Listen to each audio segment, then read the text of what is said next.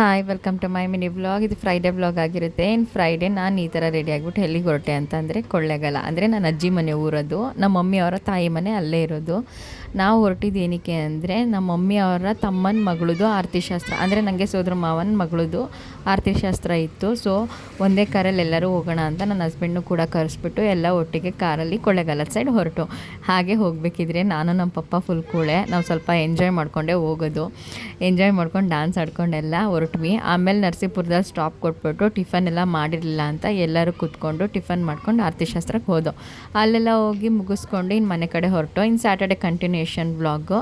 Saturday ಮಧ್ಯಾಹ್ನ ಮೇಲೆ ಪಪ್ಪ ನನಗೆ ಮಾವಿನ ತಗೊಟ್ಟಿಲ್ಲ ಅಂದರೆ ನಾನು ಊಟನೇ ಮಾಡಲ್ಲ ಅಂತ ಹೇಳಿದೆ ಅಂದ್ಬಿಟ್ಟು ಕರ್ಕೊಂಡೋಗಿ 10 kg ಮಾವಿನ ತಗೊಟ್ರು. ಆಮೇಲೆ ಬರ್ತಾ ಹಾಗೆ ಬಿಸಿಲಿತ್ತು ಅಂತ ಎಳ್ನೀರು ಕೂಡ ಕುಡಿಸ್ಕೊಂಡು ಮನೆಗೆ ಕರ್ಕೊಂಡು ಬಂದರು. ಆಮೇಲೆ ಸಂಜೆ ಮೇಲೆ ಫ್ರೆಶ್ ಅಪ್ ಎಲ್ಲ ಆಗಿ ದೇವಸ್ಥಾನಕ್ಕೆ ಹೋಗ್ಬಿಟ್ಟು ಬರೋದಾ, ಹೇಗಿರು ಮನೆ ದೇವ್ರು ಇಲ್ಲೇ ಇರೋದಲ್ಲ, ಹೋಗಿ ಎಷ್ಟೊಂದು ದಿನ ಆಗಿದೆ ಅಂದ್ಬಿಟ್ಟು ಮನೆ ಮಂಚಮ್ಮ ತಾಯಿ ದೇವಸ್ಥಾನಕ್ಕೆ ಹೋಗ್ಬಿಟ್ಟು ಮನೆ ಕಡೆ ಹೊರಟು. ಇನ್ನು ಮನೆಗೆ ಹೊರಡಬೇಕಿದ್ರೆ ನಮ್ಮ ಪಪ್ಪಂದು ಡೆಂಟಲ್ ಕ್ಲಿನಿಕಲ್ಲಿ ಅಪಾಯಿಂಟ್ಮೆಂಟ್ ಇತ್ತು ಅಂತ ಅವರು ಕೂಡ ಹಾಸ್ಪಿಟಲ್ಗೆ ಹೋದರು. ಹಾಗೆ ನಾವು ಮಮ್ಮಿ ಎಲ್ಲ ನನ್ನ ಅಣ್ಣ ಎಲ್ಲ ಬರಬೇಕಿದ್ರೆ ಕ್ರಂಚಿ ಪಂಚಿಗೆ ಹೋಗಿ ಸ್ನ್ಯಾಕ್ಸ್ ತಿನ್ಕೊಂಡು ಮನೆ ಕಡೆಗೆ ಬಂದಿದ್ದಾಯ್ತು. ಈ ವ್ಲಾಗ್ ಇಷ್ಟ ಲೈಕ್ ಮಾಡಿ, ಕಮೆಂಟ್ ಮಾಡೋದು ಬರಿಬಿಟ್ಟು. Thank you so much.